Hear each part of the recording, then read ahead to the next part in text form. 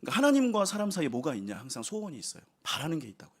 그리고 그 바라는 것을 이루시는 분으로 우리가 하나님을 만나요. 무엇이든지 기도하고 구하는 것은 받은 줄로 믿으라. 그리하면 그에게 그대로 되리라. 무엇이든지 구하는 것이 기도의 내용이라는 거예요. 그러니까 기도는 구하는 겁니다. 그러니까 기도에는 내가 바라는 게 있어요. 우리가 기도한다고 할 때 아무 말이나 할 수 없고, 그 다음에 바라는 게 없으면 기도할 수 없습니다. 언제부턴가 기도를 묵상이라고 하는 사람들이 많아졌어요. 성경 중에서 묵상이라고 하는 말, 하가라고 하는 그 단어는 계속해서 중얼거리다는 거라고 그랬어요. 계속 그걸 말로 표현하는 거. 그래서 우리가 말씀 나눔을 하잖아요. 예수님은 어디 멀린 데서 우리를 이렇게 심사하시는 분이 아니시잖아요. 우리는 늘 성령 안에 있습니다. 언제든지 기도할 수 있습니다. 그러니까 평안은 기도의 결과 중에 하나고요. 기도는 말 그대로 구하는 겁니다. 기도의 대부분은 구하는 거예요. 기도는 대화다라는 비유가 우리 기독교계 처음 나올 때 그걸 책으로 쓰신 분의 의도는 뭐였냐면, 하나님과 내가 같은 관심을 갖고 있으니까 대화다, 이런 뜻을 썼어요. 여러분, 대화라는 게 뭐예요? 너는 네 이야기하고 나는 내 이야기하면 대화가 됩니까? 안 됩니까? 대화는 상대방하고 내가 같은 관심을 가질 때 돼요. 기도는 대화다라고 말하는 그 표현의 의도는 내가 하나님과 같은 의도를 갖고 있고, 내가 하는 말을 하나님이 귀담아 들으시고, 또 하나님의 말씀에 내가 귀 기울여서 하나님과 내가 같은 관심과 마음을 가지고 있다, 이 얘기를 하려고 해서 기도는 대화라는 말을 우리에게 주었어요. 기도는 아무거나 말하는 거 아니에요.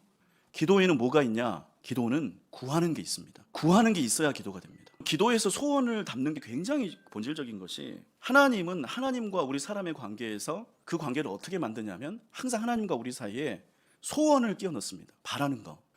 여러분, 우리 성경에서 믿음의 사람 첫 번째가 누구예요? 아브라함이죠. 아브라함이 하나님을 괜히 믿었나요?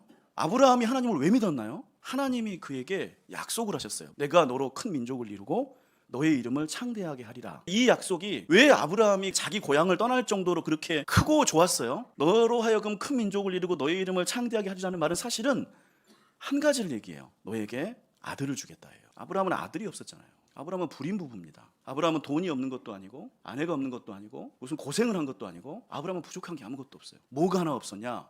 아들이 없어요. 근데 그 옛날 시대에 아들이 없다는 거는 제일 인생의 큰 실패예요. 그래서 늘 마음속에 아들이 있으면 좋겠다, 자식이 있으면 좋겠다, 이런 생각을 왜 안 하고 살았겠어요? 근데 이제 늙어버렸으니까. 근데 하나님이 그를 찾아가셔서 그의 부족한 소원을 건네신다.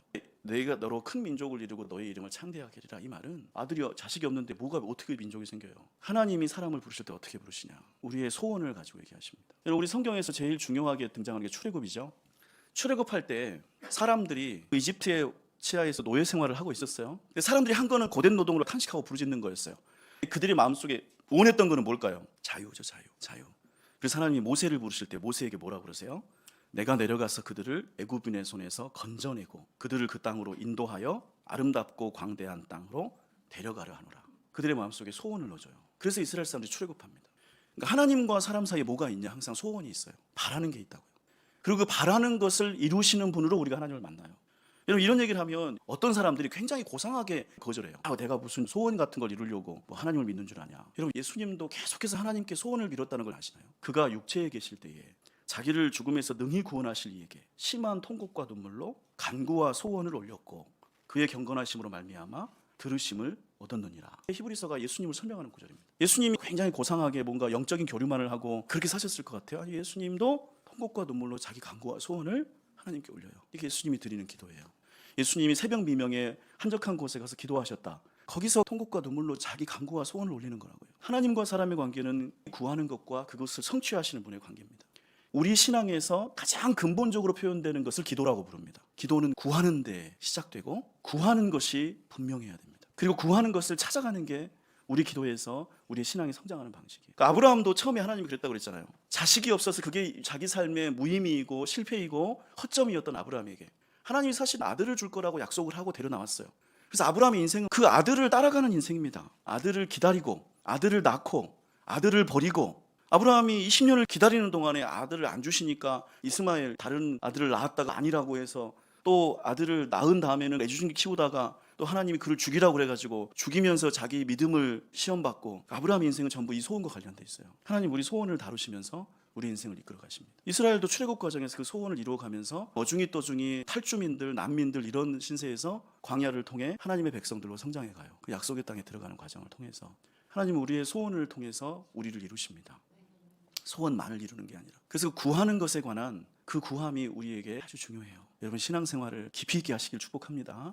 진짜 신앙생활. 그러니까 여러분이 5년, 10년, 15년 예수님 이렇게 하나님 믿고 지나갔을 때 정말 그 다이아몬드 같은 그런 신앙. 그게 어떻게 생기느냐? 여러분의 구하는 것이 생겨요. 구하는 것을 잘 주님 앞에 세우시고 그 구하는 것으로 주님께 나아가시길 축복합니다.